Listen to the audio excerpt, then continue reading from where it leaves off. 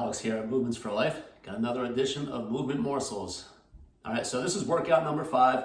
And as usual, we're gonna start with 2 different type of warm-ups just to get the lower extremity hips ready and get all the core activation on this one. All right, so we're gonna start with a bear crawl.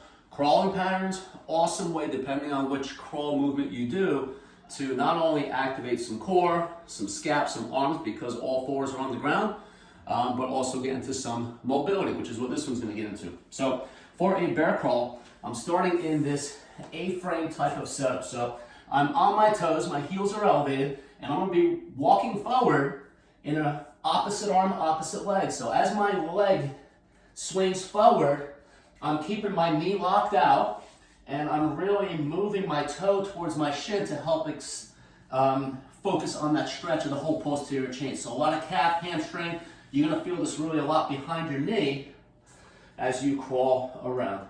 All right, so do your best to stay super tall.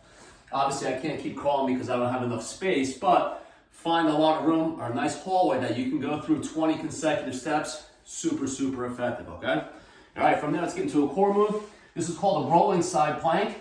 In order to alternate this one, I'm gonna be in a low setup. So I'm gonna be on my forearms, but I'm gonna internally rotate both arms so my arms are looking something like this, all right?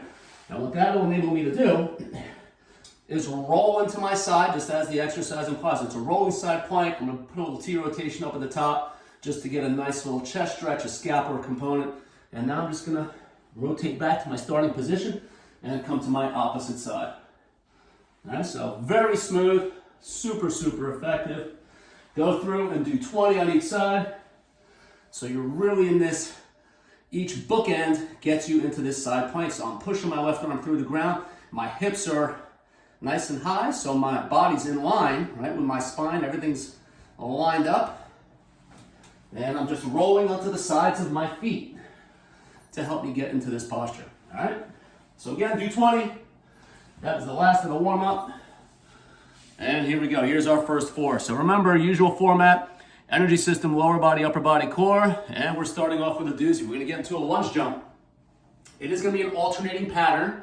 I'm looking to get about 90-90 both knees, give or take. So that's how you know how wide to keep your feet apart. I do like to have an opposite arm, opposite leg with this one. So I have a nice contralateral rotation through my upper body. All right, another crowd favorite, do 20 of these bad boys. All right, I'll use a kettlebell for this one. Last workout, I used a dumbbell for a goblet squat, and we're gonna tweak the goblet squat here a little bit to make it a little bit of like a twofer, because a squat, technically speaking, is knee dominant. So we're gonna add a little bit of a hip element by marching when I come up into that fully extended position to get a little bit more kind of hippie glute out of it. All right, so goblet squat position, just like the dumbbell last time. Anchor the elbows in nice and tight. I'm folding up into my squat. As I stand, I'm gonna come up into a single leg balance. So here's my glute activation, here's my hip flexor stretch, and I'm gonna alternate my legs. All right, so super challenging. Got a nice balance element to this one. So this is a cool way to tweak the squat, get a little bit more hip activity into this one, and just challenge your balance a little bit, which is never a bad idea, especially as we all keep making our way around the sun, right? More and more times around the world. All right, push up to pike. From here, great move, another hybrid move. I'm gonna push up down. As I come out of it, I'm gonna pike up, getting into a nice hamstring stretch, getting some nice thoracic extension. I'm arching my lower back to enhance what's going on at the hips and at the spine. My push-up angle is something about like a, so as I bend my elbows, this is pretty much what it looks like. I'm not having this really flared out wide posture, right? I have better connectivity, better shoulder motion when my elbows are tucked in a little bit tighter as I'm going through that push-up, all right? There's different variations where we can step out into that wide type of setup, but there are, just like lunges, many different handprints that we could utilize, all right? So that's how I was set up there. All right, moving along, we have our last one of block 1. This is our core move. I'm gonna use a stability ball here. So this is a ball roll variation. I am in a plank position on the ball. When I'm here, I'm pushing my arms through the ball so my shoulder blades are spread apart. Belly button high, hip is tucked. from here, I'm gonna move the ball in a circular pattern, a stir the pot type of motion. As I move the ball via my arms, the rest of my body is staying quiet. All right, so I'm really focused on not moving my hip and lower back. Aim to get 10 to each direction. You do have to stir the pot both ways. All right, awesome move. All right, so there's our first 4. Energy system of block 2. All right, we're gonna do some climbers, kind of traditional climbers. This has really been thrown around a lot of different ways. I typically like doing climbers more for core stability, so slower.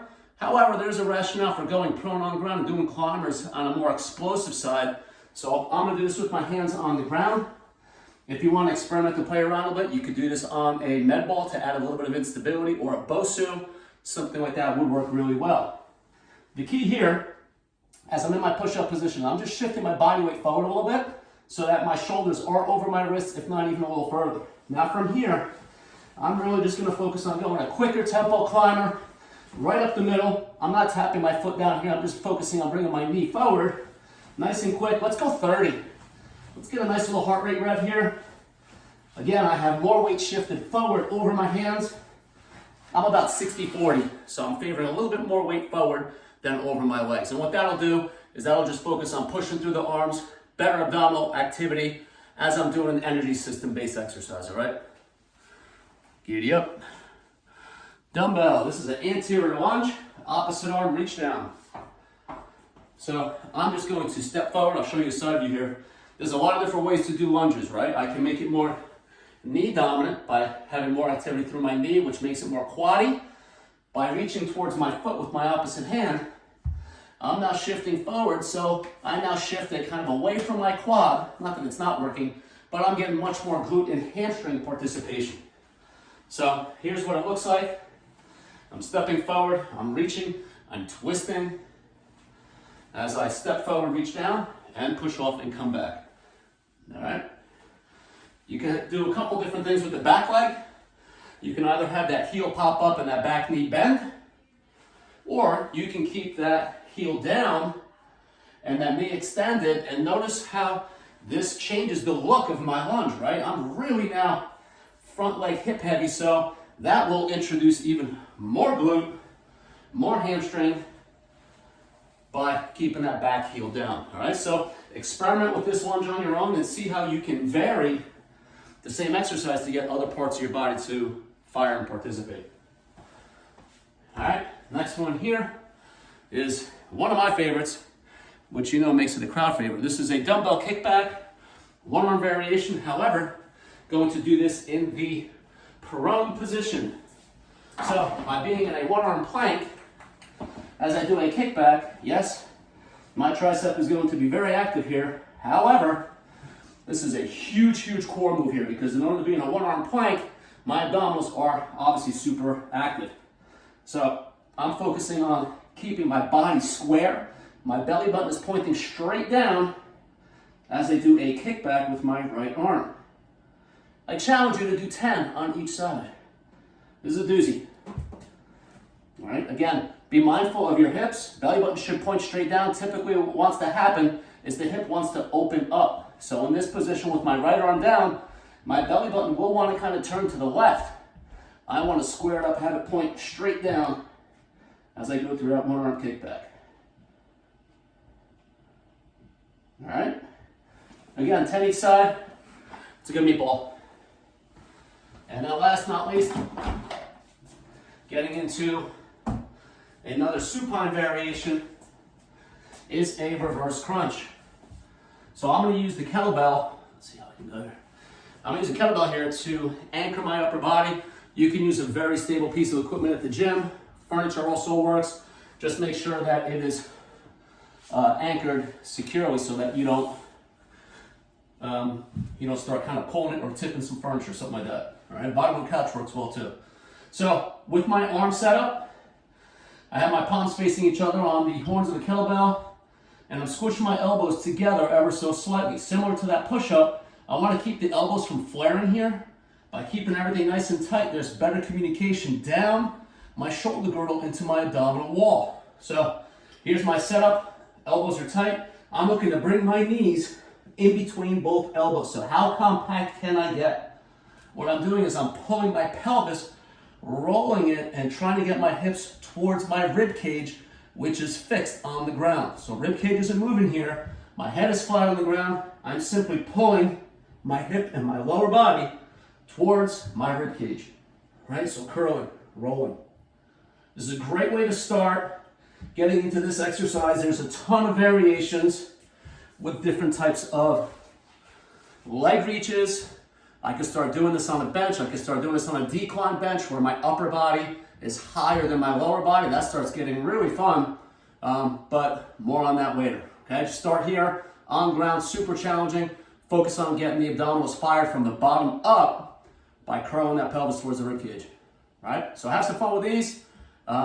Some good ones in here. So enjoy, have some fun. See you next time.